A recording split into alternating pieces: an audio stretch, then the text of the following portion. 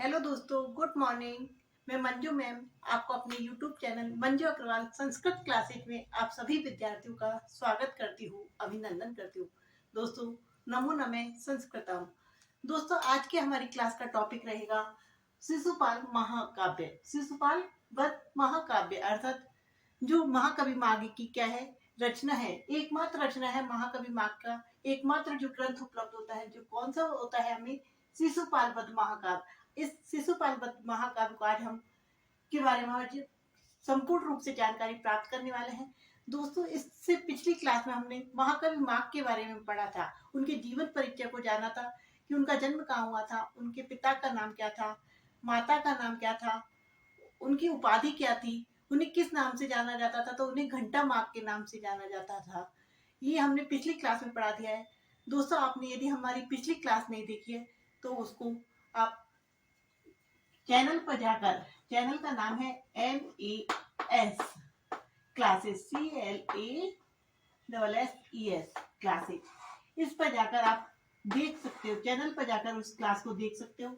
और यदि आप चैनल पर पहली बार विजिट कर रहे हैं दोस्तों, तो चैनल को प्लीज सब्सक्राइब कीजिए। चलते हैं हम अपनी टॉपिक की तरफ। दोस्तों जो जो हमारे टॉपिक चल रहे हैं वो हमारे जो फर्स्ट ग्रेड का सिलेबस है, RPSC फर्स्ट ग्रेड जो स्कूल व्याख्याता का सिलेबस है उसके अकॉर्डिंग हम पढ़ा रहे हैं। लेकिन संस्कृत की सभी प्रतियोगी परीक्षाओं के लिए लाभकारी होने वाली है, इसलिए वीडियो को जरूर लास्ट तक देखिएगा। तो सबसे पहले हम शिशुपाल वध महाकाव्य की बात करें तो ये किसकी रचना है, तो ये महाकवि माघी की रचना है, जो राजस्थान के क्या है, भीनमाल जालोर के रहने वाले थे, इनकी रचना है। और ये कैसी रचना है, उनकी एकमात्र रचना है, अर्थात जो उपलब्ध होती है, प्राप्त होती है, वो कैसी है, एकमात्र रचना है। तो महाकवि माघ किसने लिखा है, इस शिशुपाल वध महाकाव्य को लिखा है महाकवि माघ ने। यदि हम इसमें सर्गों की बात करें तो शिशुपाल वध महाकाव्य में कितने सर्ग है, तो हमने आपको पिछली बार बताया था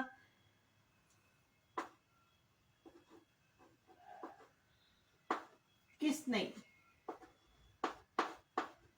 बृहत्रय में कितने, बृहत्रय में 3 महाकाव्यों को शामिल किया गया है। एक है किरातार्जुनीय, भारवी का किरातार्जुनीय, शिशुपाल वध महाकवि माघ का शिशुपाल वध, और श्रीहर्ष का नैदीय चरित। तो इसमें कितने श्लोक है, किरातार्जुनीय में 18 सर्ग है, शिशुपाल वध में 20 सर्ग है, और नैदीय चरित में 22 सर्ग है। तो हमारे इसमें कितने सर्ग है, तो हमारे शिशुपाल वध महाकाव्य में कितने सर्ग है, 20 सर्ग है। दोस्तों, यदि हम बात करें श्लोकों की, महाकाव्य ये शिशुपाल वध महाकाव्य में कितने श्लोक है, तो इसमें श्लोकों की संख्या कितनी है, तो इसमें श्लोकों की संख्या 1650 बताई जाती है। कितनी मानी गई है, 1650 श्लोक माने गए हैं।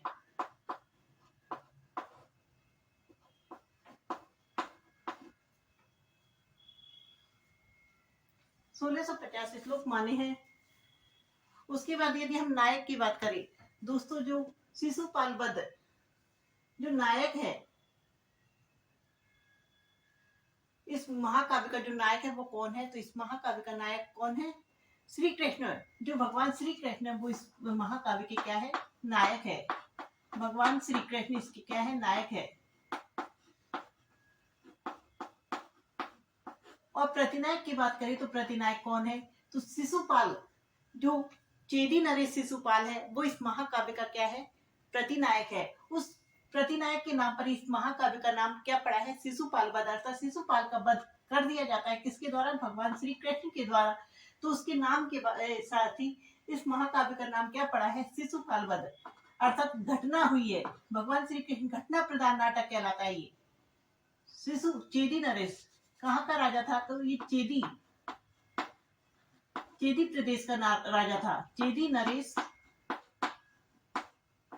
कौन था, ये शिशुपाल, इसके प्रतिनायक माने जाते हैं। दोस्तों, यदि हम उपजीव्य काव्य की बात करें, अर्थात शिशुपाल वध जो महाकाव्य है, इसका कथानक महाकवि माघ ने कहां से ग्रहण किया है, अर्थात इस कथानक को कहां से लिया है, तो इस महाकाव्य के कथानक को लिया है महाभारत। भगवान श्री कृष्ण की जो कथा प्राप्त होती है हमें कहाँ से मिलती है, तो महाभारत से मिलती है। तो महाभारत के जो सभा पर्व से, महाभारत के सभा पर्व से इस महाकाव्य का क्या लिया गया है, उपजीव्य काव्य को ग्रहण किया गया है। तो कैसे याद रखेंगे, सहसे शिशुपाल वध और सहसे सभा पर्व, अर्थात महाभारत का जो सभा पर्व है वहां से इस महाकाव्य का क्या लिया गया है, कथानक को ग्रहण किया है। यदि दोस्तों मंगलाचरण की बात करें तो हमने बृहत्त्रय की जितने तीनों ही जो काव्य है उसमें हमने क्या बताया था, तीनों ही महाकाव्यों का जो कथानक वो मंगलाचरण वो कैसा है, हमारा वस्तु निर्देशात्मक है। अर्थात काव्य के जो प्रथम श्लोक है, जो महाकाव्य का जो प्रथम श्लोक है, उस प्रथम श्लोक में ही पूरी कथा वस्तु को स्पष्ट कर दिया जाता है। तो कैसा है, वस्तु निर्देशात्मक है।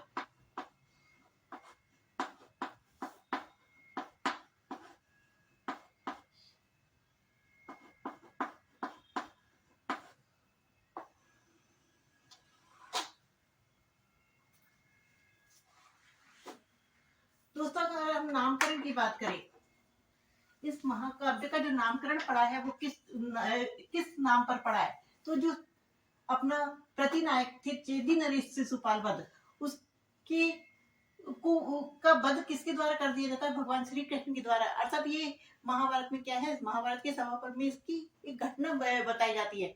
तो उस घटना के ऊपर ही पूरे महाकाव्य को लिखा गया है, महाकवि मार्ग के द्वारा पूरे महाकाव्य को लिखा गया है। तो ये कैसा महाकाव्य हो गया, घटना प्रधान महाकाव्य है।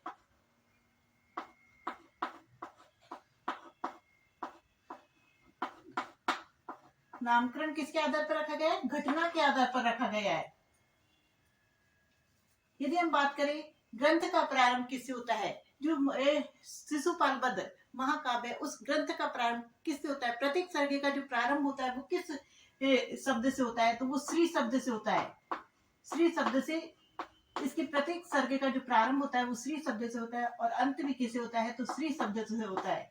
इसलिए जो महाकाव्य है, जो ये महाकाव्य है शिशुपाल वध महाकाव्य है, उस महाकाव्य को किस नाम से जानते हैं, तो इसे श्रेयांत महाकाव्य के नाम से भी जानते हैं। नोट डाल के आप हम लिख सकते हैं कि जो शिशुपाल वध महाकाव्य है उसे किस नाम से जानते हैं, श्रेयांत महाकाव्य, अर्थात श्री जिसके अंत में महाकाव्य के नाम से भी जानते हैं।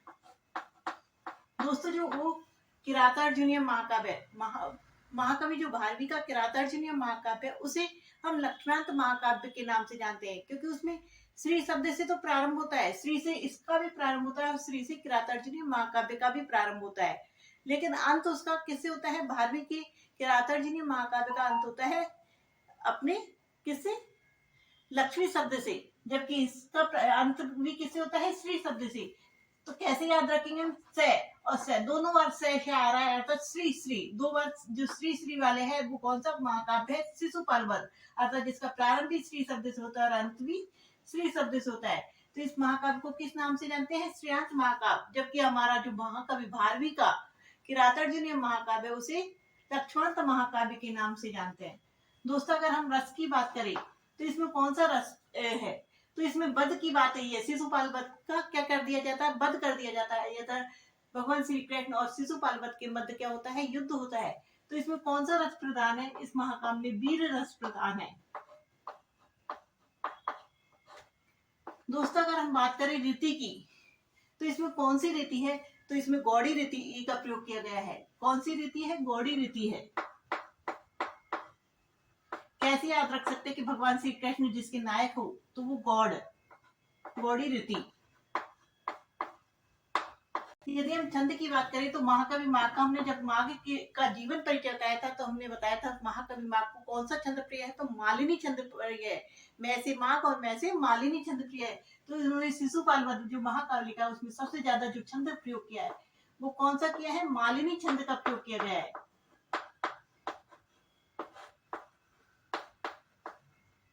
दोस्तों अगर हम टीका की बात करें, दोस्तों अगर हम इसके टीका की बात करें तो इसके टीकाकार कौन है, तो टीकाकार मल्लीनाथ जी ने बृहत्त्रय के तीनों ही महाकाव्यों पर और लघुत्रय के काव्यों पर, जो तीनों महाकाव्यों पर जो टीका प्राप्त होती है वो किसकी प्राप्त होती है, हमें मल्लीनाथ जी की प्राप्त होती है, टीकाकार मल्लीनाथ जी की।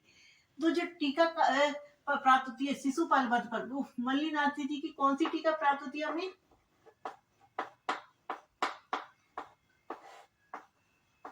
कौन सी टीका प्राप्त होती है? सहसे शिशुपाल वध और सहसे सर्वांग सा टीका। कौन सी टीका प्राप्त होती है? सर्वांग सा टीका। कौन सी टीका है? सर्वांग सा।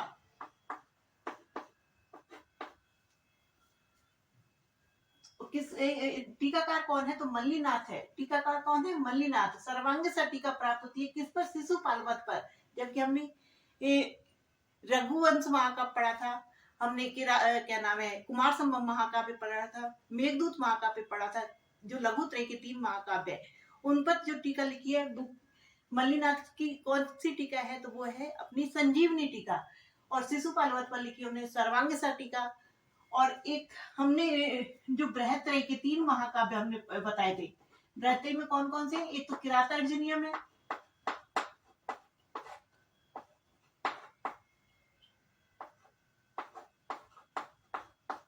किरातार्जुनीयम। दूसरा महाकाव्य कौन सा है? शिशुपाल वध।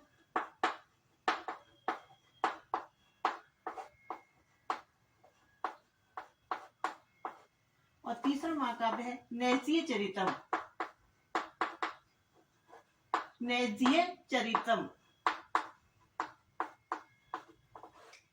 किरातार्जुनीयम जो महाकवि भारवी का है, कितने सर्गों का है? 18 सर्गों का है। शिशुपाल वध जो महाकवि माघ का है, कितने सर्ग का है? 20 सर्ग का है। और नैजी चरित किसका है? श्रीहर्ष का है, जो 22 सर्ग का है। इस पे जो किरातार्जुनीयम पर जो टीका प्राप्त होती है वो होती है हमें घंटा पथ। शिशुपाल पर सर्वांग सा।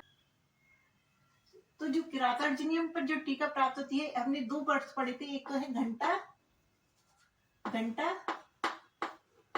पथ और एक है घंटा माघ। घंटा माघ। तो दोस्तों जो घंटा पथ है वो तो क्या है? हमारी किरातार्जुनीय महाकाव्य पर मल्लीनाथ के द्वारा लिखी गई टीका। जबकि जो घंटा माघ है वो क्या है? तो घंटा माघ महाकवि माघ की क्या है? उपाधि है। जो महाकवि माघ ने जो चतुर्थ सर्ग में अपने शिशुपाल वध महाकाव्य के जो चौथे सर्ग में रेवतक पर्वत का क्या किया गया है? वर्णन किया है। तो रेवतक पर्वत का वर्णन उन्होंने इस प्रकार से किया है, जैसे कि रेवतक पर्वत किसके समान है? हाथी के समान है। और सूर्यास्त और सूर्योदय के समय दोनों क्या हो गए हैं? बैलेंस पे आ गए हैं। अर्थात एक तरफ रेवतक पर्वत के सूर्यास्त हो रहा है और एक तरफ रेवतक पर्वत के चंद्रोदय हो रहा है। तो उन दोनों का वर्णन इस प्रकार से किया है कि क्या रेवतक पर्वत रूपी हाथी के गले में क्या लटके हुए हैं? घंटे लटके हुए हैं। दोनों तरफ क्या लटके हैं? घंटे लटके हुए हैं। इस प्रकार उन्होंने वर्णन किया है। इसी से उनको जो उपाधि मिली है वो क्या मिली है? घंटा माघ की उपाधि मिली है।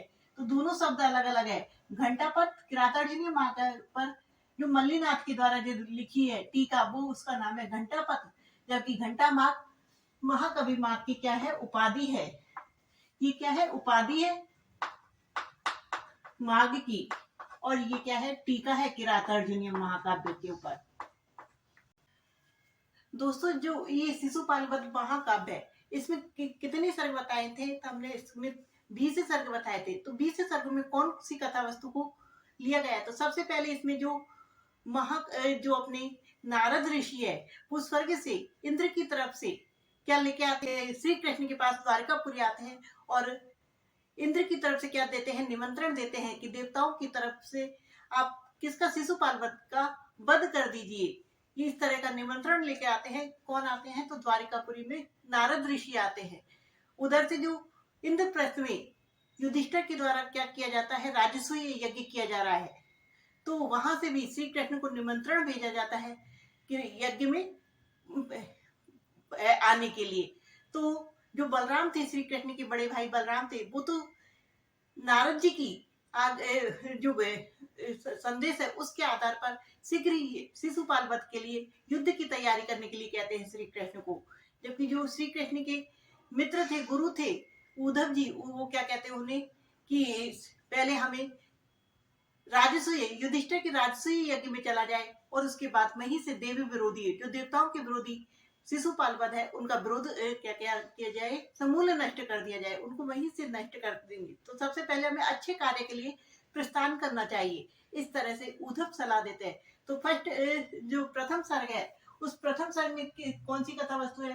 तो सर्गानुसार कथानक लिख लेते हैं हम, सर्गानुसार कथानक। तो इसमें कुल कितने सर्ग है? तो कुल इसमें सर्ग है 20 सर्ग है। प्रथम सर्ग में कौन सा है?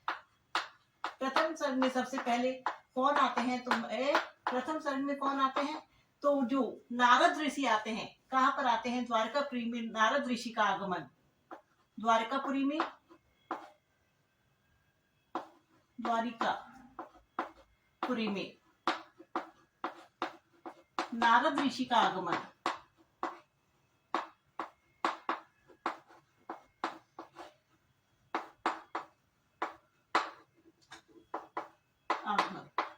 दोस्तों जो नारद ऋषि, इनकी जो वीणा का नाम बताया गया है वो क्या नाम बताया गया है? महती वीणा। दोस्तों जो अपनी प्रतियोगी परीक्षा होती है उनमें छोटे छोटे शब्दों के ऊपर क्वेश्चन बनाए जाते हैं। तो यदि आपसे पूछ ली जाए कि नारद ऋषि की जो वीणा का नाम था वो क्या था, तो क्या नाम था? महती वीणा। तो सबसे पहले प्रथम सर्ग में द्वारकापुरी में किसका आगमन होता है? नारद ऋषि का आगमन। तो प्रथम सर्ग का नाम हम कह सकते हैं कि नारद अवतरण। उसके बाद यदि हम द्वितीय सर्ग की बात करें, तो द्वितीय सर्ग में क्या आता है? तो द्वितीय सर्ग में कृष्ण, बलराम और उद्धव जी क्या करते हैं? तीनों गुप्त मंत्रणा करते हैं। श्री कृष्ण,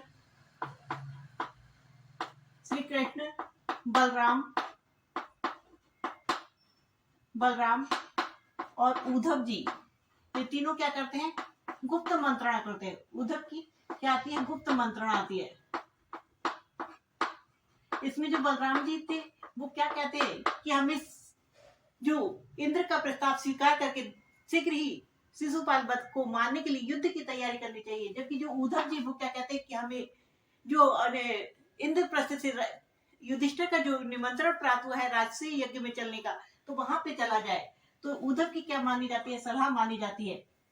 तो उद्धव की गुप्त मंत्रणा होती है और गुप्त मंत्रणा के बाद उद्धव की सलाह मानकर कहाँ के लिए विचार किया जाता है? इंद्रप्रस्थ चलने का विचार।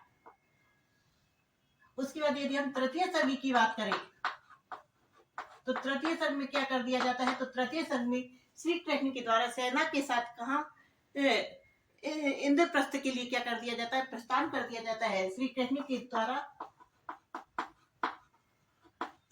के द्वारा सेना सहित इंद्रप्रस्थ के लिए, सेना सहित इंद्रप्रस्थ के लिए क्या कर दिया जाता है? प्रस्थान कर दिया जाता है।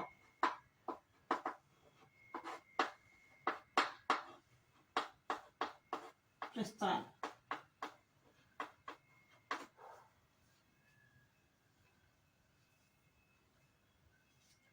उसके बाद यदि हम चतुर्थ सर्ग की बात करें, दोस्तों अगर आपसे द्वितीय सर्ग में आपसे पूछे कि राजसूय यज्ञ का वर्णन कहाँ मिलता है, तो राजसूय यज्ञ का जो वर्णन प्राप्त होता है, अर्थात जो श्री कृष्ण कहाँ इंद्रप्रस्थ के लिए किसके लिए रवाना हुए थे? तो राजसूय यज्ञ के लिए। युधिष्ठिर के द्वारा जो राजसूय यज्ञ किया जाता है उसके लिए निमंत्रण प्राप्त हुआ था। यदि दोस्तों चतुर्थ सर्ग की बात करें हम, तो चतुर्थ सर्ग में, तृतीय सर्ग में वो इंद्रप्रस्थ के लिए क्या हो जाते हैं? प्रस्थान कर जाते हैं। और चौथे सर्ग में जो श्री कृष्ण के सारथी थे, श्री कृष्ण के सारथी कौन थे? तो सारथी, इनके सारथी थे दारुक। क्या नाम था? दारुक। जो दारुक है वो क्या करता है? सेना के प्रस्थान के बाद जब रात्रि हो जाती है बीच में, तो रेवतक पर्वत पड़ता है। उस रेवतक पर्वत का सारथी दारुक के द्वारा किया जाता है। मनोरम वर्णन किया जाता है कि जो रेवतक पर्वत है वो इतना सुंदर है। इस तरह से उसकी सुंदरता का वर्णन किया जाता है। सारथी दारुक के द्वारा क्या किया जाता है? रेवतक पर्वत का वर्णन किया जाता है। कौन सा पर्वत का वर्णन है? रेवतक पर्वत का वर्णन, उसकी मनोहरता का वर्णन किया जाता है।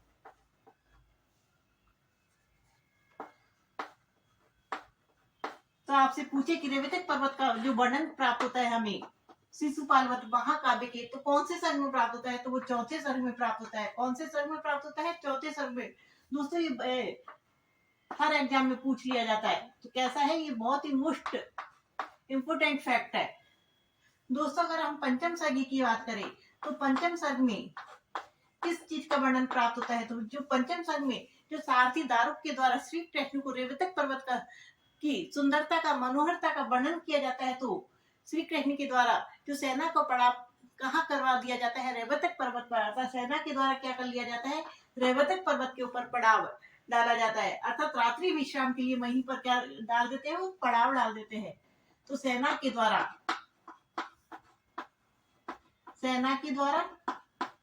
रेवतक पर्वत पर क्या डाला जाता है? पड़ाव। अर्थात रात्रि विश्राम के लिए वहीं पर सेना क्या रुक जाती है?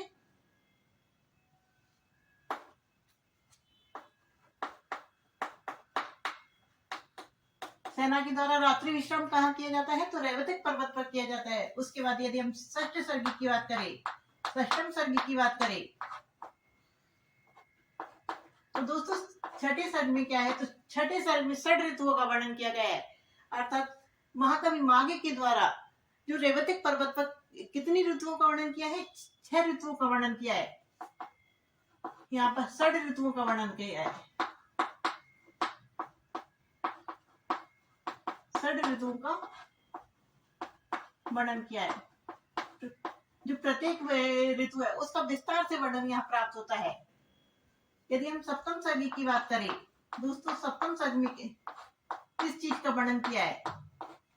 तो सप्तम सर्ग में जो रेवतक पर्वत पर जो यदुवंशी है उनका क्या किया गया है? यदुवंशियों का विलास कीड़ाओं का वर्णन है।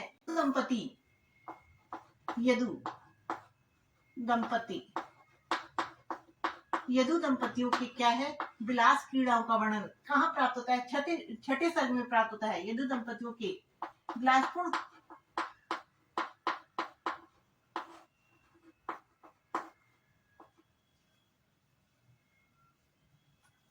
वर्णन प्राप्त होता है। वन विहार का वर्णन प्राप्त होता है। ये सब हमें कहाँ मिलता है? तो ये सप्तम सर्ग में प्राप्त होता है। उसके बाद यदि हम अष्टम सर्ग की बात करें तो अष्टम सर्ग में किसका वर्णन है?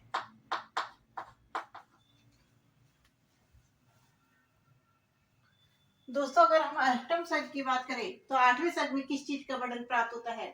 तो आठवें सर्ग में हमें मिलता है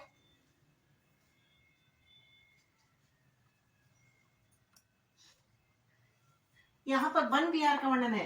सातवें सर्ग में वन विहार का वर्णन है। आठवें सर्ग में जल क्रीड़ा का वर्णन किया गया है। यदु दंपति है उनका क्या है? जल क्रीड़ाओं का वर्णन किया है।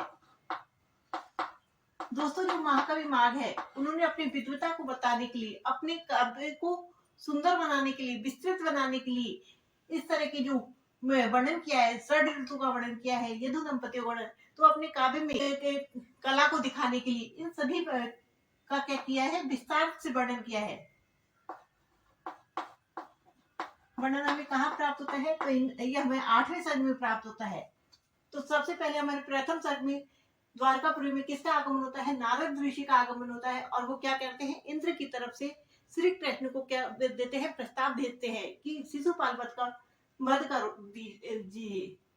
उसके बाद द्वितीय सर्ग में श्री कृष्ण, बलराम और उद्धव की गुप्त मंत्रण होती है। बलराम जी उन्हें सलाह देते हैं कि युद्ध के लिए तैयारी की जाए, लेकिन उद्धव जी उन्हें कहते हैं कि पहले हमें जो निमंत्रण युधिष्ठिर के द्वारा, जो युधिष्ठिर के यहाँ से हमें राष्ट्रीय यज्ञ का निमंत्रण मिला है, सबसे पहले हमें वहां पर चला जाए, अर्थात इंद्रप्रस्थ चला जाए। उसके बाद तृतीय सर्ग में श्री कृष्ण के द्वारा सेना सहित क्या किया जाता है? इंद्रप्रस्थ के लिए रवाना कर दिया जाता है। अर्थात उद्धव की सलाह मानकर कहाँ के लिए रवाना हो जाते हैं? इंद्रप्रस्थ के लिए रवाना हो जाते हैं। उसके बाद चौथे सर्ग में जो श्री कृष्ण के सारथी, किसके सारथी है? तो श्री कृष्ण के सारथी दारुक के द्वारा रेवतक पर्वत का वर्णन किया जाता है। मार्ग में जो रेवतक पर्वत पड़ता है इंद्रप्रस्थ जाते समय, द्वारिका से जब इंद्रप्रस्थ जाते हैं तो कौन सा पर्वत पड़ता है? तो रेवतक पर्वत पड़ता है। तो उसका एकदम कैसा वर्णन किया है? मनोहर वर्णन किया है। छठे सर्ग में सेना के द्वारा रेवतक पर्वत पर पड़ाव डाला जाता है। छठे सर्ग में षड ऋतुओं का वर्णन है। सातवें में कैसा? वन विहार का वर्णन है। जो यदु दंपतियों की विलासपूर्ण जीवन का वर्णन है। जल क्रीड़ाओं का वर्णन हमें आठवें सर्ग में प्राप्त होता है। दोस्तों 9वें सर्ग में हमें क्या मिलता है, तो 9वें सर्ग की बात करें हम,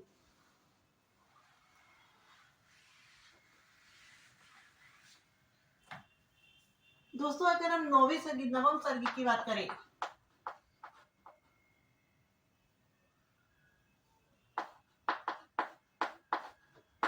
नवम सर्ग में क्या है, तो नवम सर्ग में हमें क्या प्राप्त होता है, तो यहाँ पर संध्या, चंद्रोदय, वर्णन, कामनियों का श्रृंगार, ये सभी हमें कहाँ मिलता है, संध्या का वर्णन, संध्या का वर्णन, चंद्रोदय का वर्णन, चंद्रोदय का वर्णन जो हमें प्राप्त होता है वो कौन से सर्ग में मिलता है, तो 9वें सर्ग में मिलता है। संध्या का, चंद्रोदय का वर्णन जो प्राप्त होता है, कामनियों का वर्णन जो हमें प्राप्त होता है वो कौन से सर्ग में प्राप्त होता है,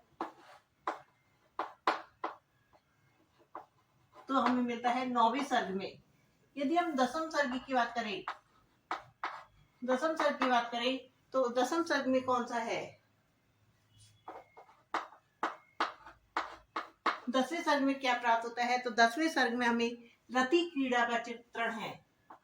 जो यदु दंपति हैं, रति रति क्रीड़ा का जो चित्रण प्राप्त होता है वो कहाँ मिलता है, तो रति क्रीड़ा का जो चित्रण प्राप्त होता है वो दसम सर्ग में मिलता है। उसके बाद यदि हम एकादश सर्ग की बात करें, कौन से सर्ग की, एकादश सर्ग की बात करें तो 11वें सर्ग में हमें किस चीज का वर्णन प्राप्त होता है,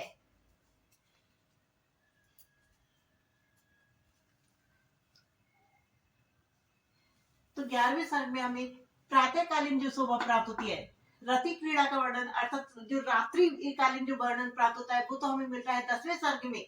लेकिन जो प्रातःकालीन जो हमें प्रातःकालीन जो शोभा है, प्रातःकालीन शोभा का जो वर्णन प्राप्त होता है वो हमें कहाँ मिलता है, प्रातःकालीन शोभा का जो वर्णन प्राप्त होता है वो हमें 11वें सर्ग में मिलता है। जो उन्होंने रात्रिकालीन वर्णन किया था उसमें रति क्रीड़ा का चित्रण करके 10वें सर्ग में किया है, जबकि 11वें सर्ग में उन्होंने प्रातःकालीन शोभा का वर्णन किया है, अर्थात रात्रि के बाद जब प्रातः होता है। उसके बाद हमें एकादश 11वें सर्ग के बाद यदि हम द्वादश सर्ग की बात करें, द्वादश सर्ग अर्थात 12वें सर्ग की बात करें तो 12वें सर्ग में किस नदी का वर्णन मिलता है, यमुना नदी का वर्णन प्राप्त होता है। और सेना का पुनः क्या कर दिया जाता है, रवाना हो जाती है, सेना का पुनः प्रस्थान हो जाता है, अर्थात जहाँ रेवतक पर्वत पर सेना ने पड़ाव डालना था उस से क्या कर दी जाती है, सेना का पुनः प्रस्थान।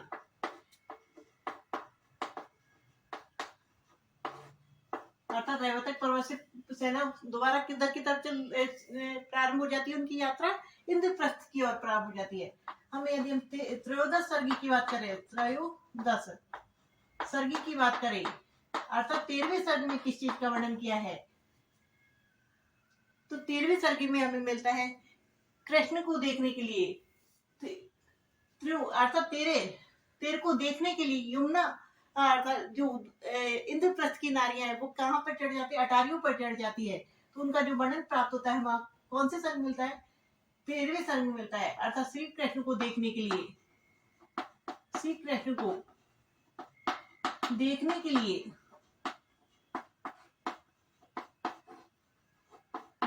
जो इंद्रप्रस्थ की नारियां थी, अब श्री कृष्ण कहाँ पहुंच गए हैं, इंद्रप्रस्थ पहुंच गए, सेना सहित कहाँ पर आ चुके हैं, इंद्रप्रस्थ आ गए। तो इंद्रप्रस्थ की जो नारियां हैं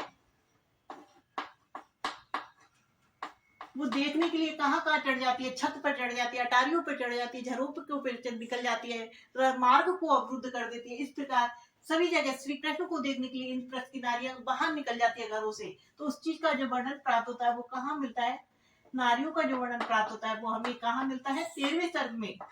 तो कैसे याद रखेंगे, ये भी जो फैक्ट है वह कैसा है, इंपोर्टेंट फैक्ट है। तो तेरे को देखने के लिए, श्री कृष्ण को देखने के लिए इंद्रप्रस्थ की नारियों का जो वर्णन मिलता है वो 13वें सर्ग में मिलता है। यदि हम चतुर्दश सर्ग की बात करें, चतुर्दश सर्ग की बात करें तो 14वें सर्ग में चतुर्थ यज्ञ का जो वर्णन प्राप्त होता है, यज्ञ का वर्णन जो प्राप्त होता है, राजसूय यज्ञ किया जा रहा है किसके द्वारा? युधिष्ठिर के द्वारा। तो उस यज्ञ का जो वर्णन प्राप्त होता है वो 14वें सर्ग में मिलता है। और इस यज्ञ में जब युधिष्ठिर ने भीष्म की आज्ञा से श्री कृष्ण की क्या की जाती है? अग्र पूजा की जाती है। अर्थात सबसे पहले किसकी पूजा की जाती है? श्री कृष्ण की। तो भीष्म की आज्ञा से, जो भीष्म पितामह थे, भीष्म पितामह की आज्ञा से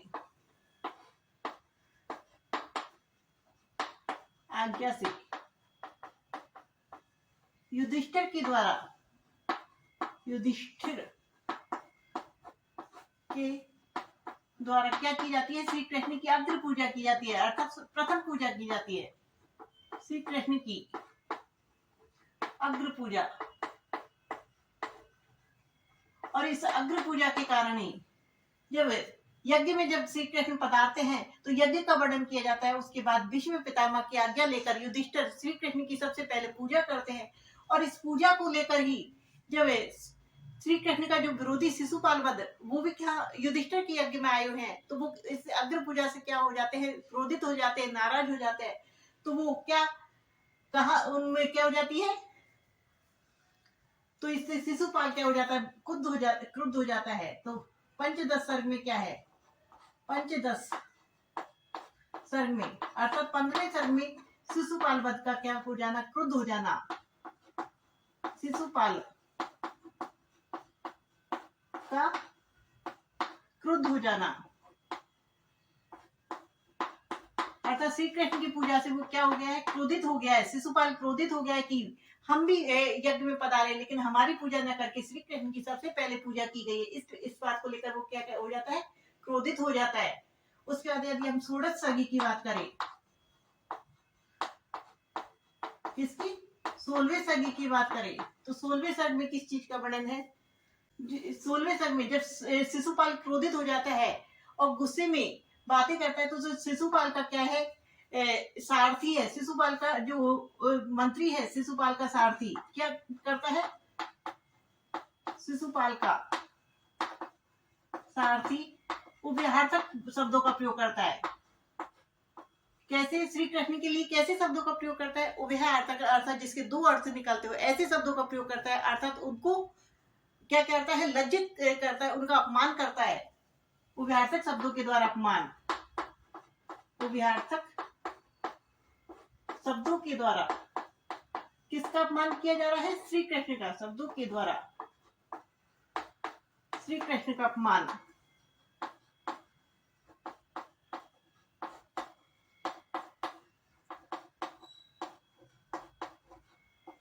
अपमान करना, अर्थात जिसका एक अर्थ अलग निकलता है और एक अर्थ अलग निकलता है, ऐसे शब्दों का प्रयोग करके वो अर्थात इनडायरेक्ट वे में वो क्या कर रहा है? श्री कृष्ण का अपमान कर रहा है, शिशुपाल का सारथी। तो हमें इसका जो वर्णन प्राप्त होता है वो कौन से सर्ग में मिलता है? 16वें सर्ग में मिलता है। इस प्रकार हमारे 9वें सर्ग में तो संध्या, चंद्रोदय, कामनियों का वर्णन है। 10वें सर्ग में रति क्रीड़ा का चित्रण प्राप्त होता है। 11वें सर्ग में प्रातःकालीन शोभा का वर्णन प्राप्त होता है। 12वें सर्ग में हमें यमुना नदी का वर्णन होता है और सेना रेवतक पर्वत से पुनः इंद्रप्रस्थ की ओर रवाना हो जाती है। 13वें सर्ग में हमें श्री कृष्ण को देखने के लिए इंद्रप्रस्थ की नारियां कहाँ चढ़ जाती है? अटारियों पर चढ़ जाती है, घर के बाहर निकल जाती है। उसका वर्णन हमें कहाँ मिलता है? 13वें सर्ग में मिलता है। 14वें सर्ग में हमें यज्ञ का वर्णन मिलता है, जो युधिष्ठिर के द्वारा जो राष्ट्रीय यज्ञ किया जा रहा है उसका जो वर्णन प्राप्त होता है वो हमें कहाँ मिलता है? 14वें सर्ग में मिलता है। दूसरे सर्ग में राष्ट्रीय यज्ञ के लिए निमंत्रण प्राप्त हुआ था। भीष्म पितामह की आज्ञा से युधिष्ठिर के द्वारा क्या की जाती है? श्री कृष्ण की सबसे पहले पूजा की जाती है। उसके बाद 15वें सर्ग में शिशुपाल श्री कृष्ण की अग्र पूजा से क्रोधित हो जाते हैं। उसके बाद 16वें सर्ग में शिशुपाल का जो सारथी है, शिशुपाल का जो सारथी है वो उभयार्थक शब्दों के द्वारा क्या किया जाता है? श्री कृष्ण का अपमान करता है। उसके बाद यदि हम 17वें सर्ग की बात करें दोस्तों, 17वें सर्ग में क्या है?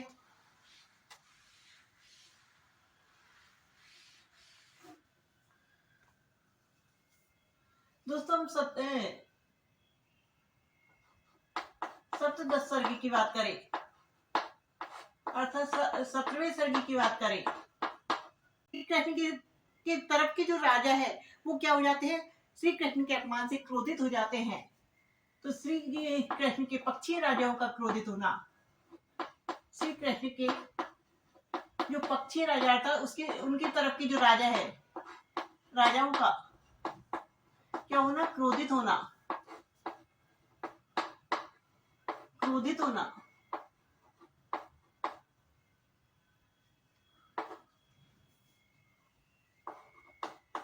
क्रोधित होना हो जाती है, युद्ध के लिए प्रस्थान कर जाती है, सेना का प्रस्थान। उसके बाद यदि हम अष्टादश सर्ग की बात करें, अष्टादश सर्ग की बात करें तो अष्टादश सर्ग में क्या प्राप्त होता है, तो अष्टादश सर्ग में शिशुपाल की सेना और श्री कृष्ण की सेना दोनों का क्या होता है, घोर युद्ध होता है। तो सेनाओं का घोर युद्ध हमें कौन से सर्ग में प्राप्त होता है, सेनाओं का घोर युद्ध। ये हमें कौन से सर्ग में प्राप्त होता है, तो ये हमें 18वें सर्ग में मिलता है। उसके बाद यदि हम नवदश सर्ग की बात करें तो 19वें सर्ग में किस चीज का वर्णन प्राप्त होता है, तो 19वें सर्ग में चित्र अलंकार वर्णन प्राप्त होता है। चित्र अलंकारों का वर्णन है, चित्र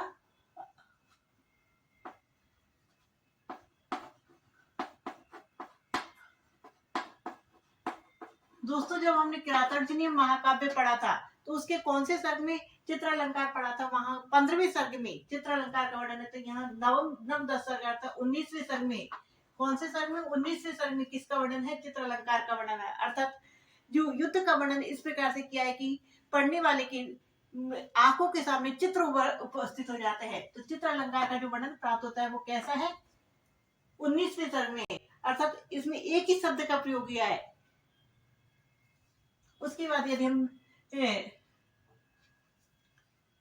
विंशति सर्ग,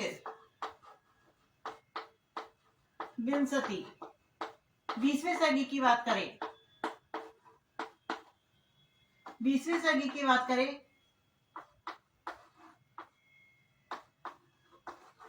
20वें सर्ग की बात करें तो 20वें सर्ग में क्या है, तो जब दोनों सेनाओं का घोर युद्ध होता है उसके बाद चित्र अलंकार का वर्णन होता है। उसके बाद 20वें सर्ग में श्री कृष्ण के द्वारा शिशुपाल का सुदर्शन चक्र से क्या दोनों का घोर युद्ध होता है और अंत में श्री कृष्ण के द्वारा अपने सुदर्शन चक्र से किसका, शिशुपाल वध का वध कर दिया जाता है। शिशुपाल का क्या कर दिया जाता है, गर्दन काट दी जाती है और उसका वध कर दिया जाता है। उसके बाद शिशुपाल में से एक तेज उभर के आता है और वो श्री कृष्ण में समा जाता है।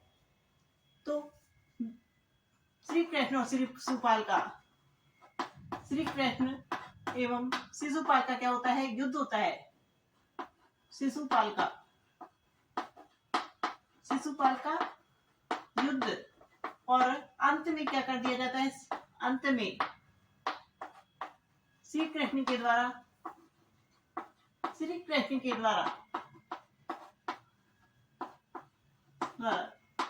सुदर्शन चक्र से क्या कर दी जाती है, चक्र से शिशुपाल की गर्दन काट दी जाती है। शिशुपाल की गर्दन काट दी जाती है और शिशुपाल जाती है और शिशुपाल से क्या निकलता है, उनकी शरीर से एक तेज उभर के आता है। शिशुपाल के शरीर से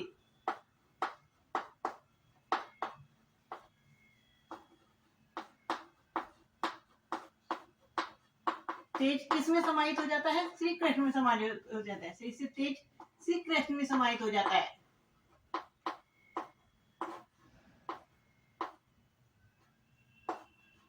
समाहित हो जाता है।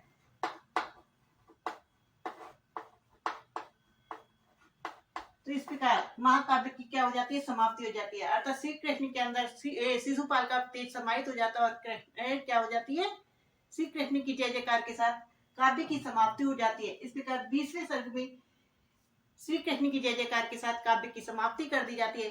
तो दोस्तों इस प्रकार छोटे से कथानक को लेकर शिशुपाल वध, इस कथानक को वृत्तांत को लेकर जो महाकवि माघ ने शिशुपाल वध महाकाव्य लिखा है, ये बृहद का क्या है, दूसरा महाकाव्य कहलाता है। यदि आपसे शिशुपाल वध बृहत्तरी का प्रथम महाकाव्य पूछे तो वो किरातार्जुनीय महाकाव्य है, दूसरा महाकाव्य पूछे तो शिशुपाल वध है, और तीसरा महाकाव्य पूछे तो वो कौन सा हो जाएगा, हमारा नैदी चरित हो जाएगा। लेकिन यदि आपसे पूछे कि बृहत्तरी का सर्वश्रेष्ठ महाकाव्य कौन सा है तो वो कौन सा है, नैदी चरित महाकाव्य। तो दोस्तों इसके बाद हम देख लेते हैं इसकी कुछ महत्वपूर्ण बातें।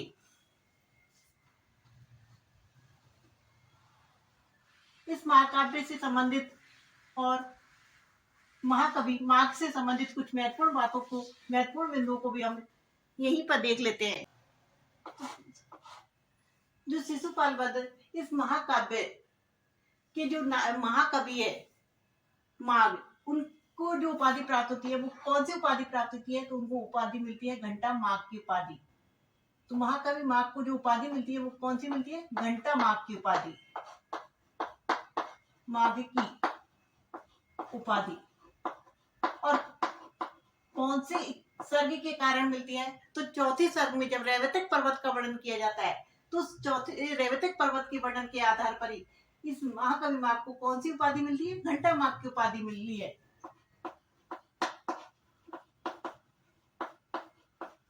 उसके बाद यदि हम लिखें कि रैवतक पर्वत का वर्णन हमें कौन से सर्ग में मिलता है, पर्वत का वर्णन कौन से सर्ग में मिलता है, आपसे पूछे कौन से महाकाव्य में प्राप्त होता है रैवतक पर्वत का वर्णन, तो शिशुपाल वध महाकाव्य में। जबकि हमने जब किरातार्जुनीय महाकाव्य पढ़ा था तो उसमें कौन से पर्वत का वर्णन किया था, तो वहां इंद्रकील पर्वत का वर्णन प्राप्त होता है। तो रैवतक पर्वत का वर्णन कौन से सर्ग में मिलता है, चौथे सर्ग में।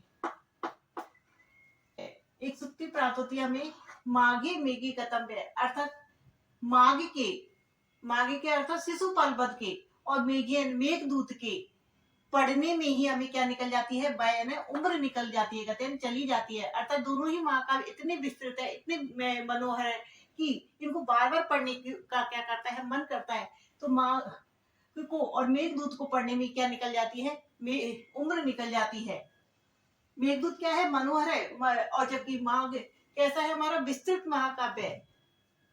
चौथे नव सर्ग गति माघी नव शब्दों न विद्यते, अर्थात नव सर्ग 9 सर्ग के गते ने चले जाने पर ही माघदूत जो महाकवि माघ का जो महाकाव्य है शिशुपाल वध, उस महाकाव्य में नव शब्द नवीन शब्द न विद्यते नहीं दिखाई देते। अर्थात महाकवि माघ ने जितने भी नवीन शब्द है उन सभी शब्दों का प्रयोग कहाँ तक कर लिया है, 9वें सर्ग तक आते आते उनके सभी नवीन शब्द क्या हो गए, समाप्त हो गए। अर्थात जितना शब्दकोश में जितने शब्द होते हैं वो सभी शब्दों का प्रयोग उन्होंने कहाँ तक कर लिया है, 9वें सर्ग तक कर लिया है। अर्थात 9वें सर्ग की गति समाप्त होती ही माघ का जो शिशुपाल वध है उसे नव शब्द में विद्यते, अर्थात कोई भी नया शब्द विद्वान नहीं है, अर्थात कोई भी नवीन शब्द शेष नहीं बचा है। तो उन्होंने एक तरह से महाकवि माघ का जो ये शिशुपाल वध है वो कैसा है, शब्दकोश के समान है। अर्थात उसमें शब्दकोश में जितने नवीन शब्द विद्वान होते हैं वो सभी शब्दों का प्रयोग उन्होंने अपने महाकाव्य में किया है। 5वें क्या कह रहा है कि मुरारी पद चिंता चेद तदा माघे रतिम कुरु, अर्थात इसमें कौन सा अलंकार है, इसमें 2 अर्थ निकल रहे हैं। तो इसमें कौन सा अलंकार है, श्लेष अलंकार है। तो श्लेष अलंकार, जब भी अलंकार पूछते हैं श्लेष अलंकार में ये क्या है, मुष्ट पंक्ति है, मुरारी पद चिंता चेद तदा माघे रतिम कुरु, अर्थात मुरारी जो कवि है उसके जो महाकाव्य है, इनका जो महाकाव्य है वो कौन सा है, अनर्घ राघव।